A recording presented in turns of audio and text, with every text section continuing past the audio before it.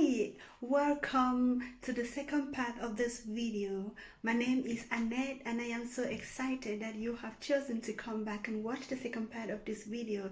And as I promised you, here it is. The first part of this video is titled Destiny Helpers. I'm going to link it up somewhere so that in case you haven't watched it, you should go back and watch it before you come back and watch this, and then it will make more sense to you. On this part of the video, I want to talk to you about how that God talks to us through dreams. And so most people always go like, God doesn't talk to me, I don't hear God talk, and or I've been praying for a situation and it isn't changing or something like that. But may I suggest to you today that there is a chance that God had actually answered that prayer through your dreams and you didn't perceive it. And again, I would love that you come with me to the book of Numbers, chapter 12, verse 6. Hear now my words. If there is a prophet amongst you, I, the Lord, make myself known to him in a vision. I speak to him in a dream. Come on. That is so clear, right? That is so clear. My interest in this verse is the part that God says, I talk to him in the dream.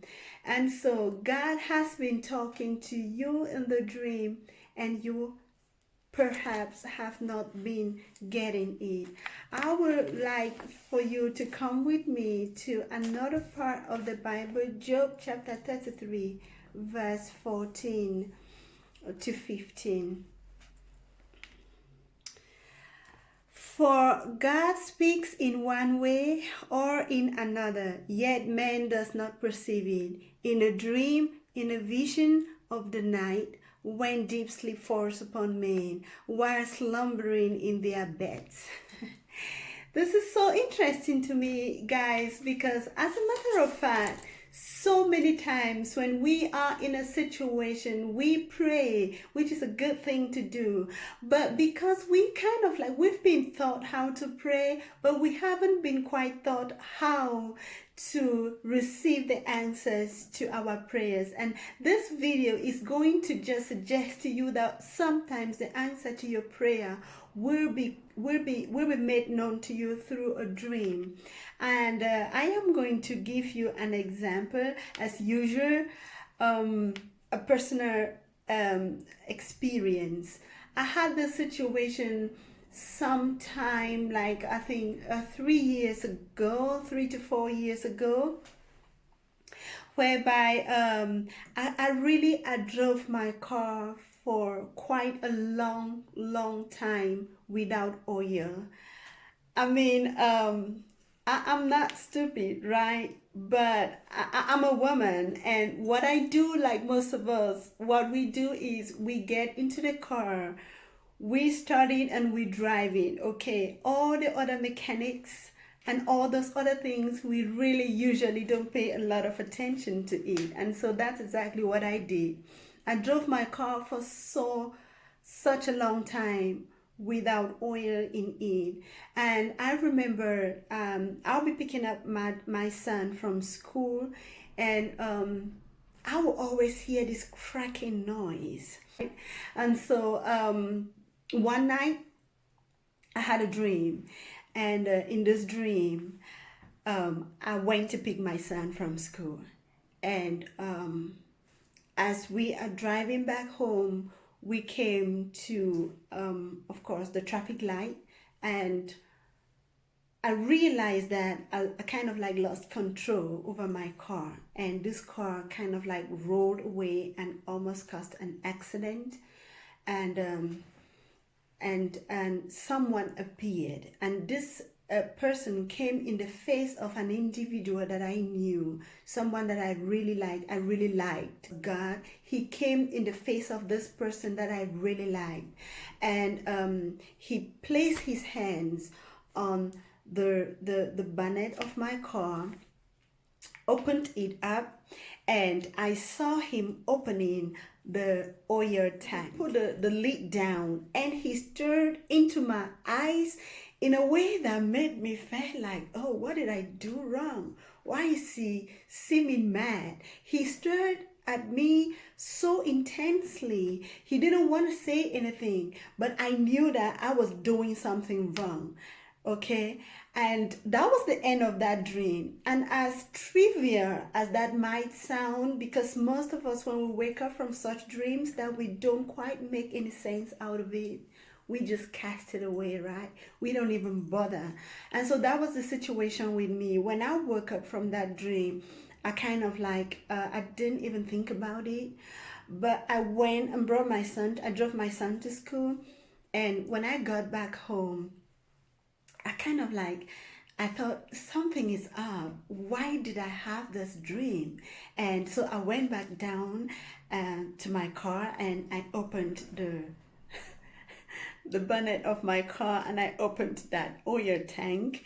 I sent that stick inside, you know how they do it, to test it to see how much oil is still in the tank, and there was nothing. When I opened that thing, there was actually a kind of like a smoky something coming out of it, because it was empty. For real, it was empty. My car was at the verge of breaking down, like for good, because you know how disastrous that can be if you drive your car for so long without oil. And so when I looked at it, I was still like, this is not, that was the first time. I had never changed oil by myself. And so I went to my neighbor, and I asked him to check this out, like for me, and help me out. And he was like, Ned, how have you been driving this car? I'm like, yeah, I drove the car just in a normal way that I always did. And this morning, in fact, I brought my son from school, and he told me, you know what, you're not even going to get into this car to go get oil, because there is absolutely nothing. I don't even know how you've been driving. And so he helped me to bring the oil. Well, what I am trying to say is this: that was a very the dream was very kind of like trivial. The dream wasn't like so making such a huge meaning, like it wasn't so impactful that I woke up and I go like, oh whoa, you know. And that is exactly what Job chapter 33 verse 14 to 15, like we read, is saying, that we don't perceive it. God is talking to us in so many ways. God has been sending you the answers to that prayer, to that thing you're asking him, sometimes and most often in the form of your dreams, and you have been ignoring, or you haven't been paying attention. I know in most cases a lot of people say to me, Annette, I do not dream. And I always go like, that's not true. Everyone dreams. The only thing that happens is that you don't remember your dreams. I actually have a very good friend of mine who kept telling me, Annette, I don't dream.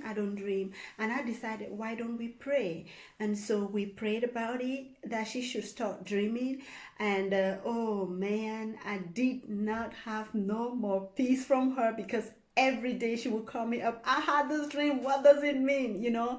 So what I'm trying to say is that if you fall under this category, or think that you don't dream, I would advise you to just go ahead and pray, because God is always ready and willing to answer and help us. And so if God has been sending messages to you through your dreams, and you have been somehow not remembering those dreams, it is usually one thing or the other. One of the reasons is that maybe the information that is coming in your dream is something that is very pertinent, is something that is very helpful, and the enemy is somehow just throwing a blockage to make you not be able to remember it.